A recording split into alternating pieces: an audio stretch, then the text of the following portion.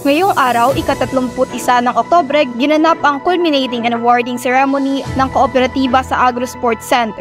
Sa isinagawang programa, naging panauhin si Board Member Rodolfo Polgache, Chairman ng Committee on Cooperative sa Sangguniang Panlalawigan, at si Vice Governor Joseph Pascucha kung saan sila ay nagbigay ng inspirational message. Sa mensahe ni Bokal Polgache, sinabi nitong ikatutuwa niya ang pag-unlad o paglaki ng mga kooperatiba dito sa ating lalawigan. Sa inyo po lahat, walang problema sa akin kung ano man po ang isusulong ng kooperatiba at yan din po ay pilit kong isusulong sa ating Sangguniang Panlalawigan. Lalo na nandito ang aking pong boss sa Sangguniang Panlalawigan, Vice Governor Joseph Pascucha. Palagi po lahat, ako po ay nagdarasal at laging panalangin ko na mas lalong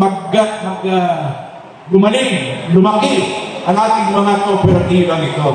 At sa tingin ko po, itong kooperatibang movement natin sa Camarines Norte, malaki po ang tinutulong nito sa ating pong economic development ng ating pong lalawigan. Mas lalo na po na ang ating pong Gobernador Padilla, ay talagang palaging ang suporta ay nasa ating pong mga kooperatiba. Samantala sa mensahe naman ng Vice Gobernador ay binigyan niya ng diin ang importansya ng mga kooperatiba sa ekonomiya ng probinsya kung saan sila ay nakakatulong sa mga tao pagdating sa pinansyal. Ngayon pong umaga, culmination ng ating celebration ng Cooperative Month. Every time na sinasabi natin cooperative, ito po yung backbone ng ekonomiya ng isang gobyerno. Inaasahan po natin ang mga cooperative to help yung pong ating mga mamamayan when it comes to financing.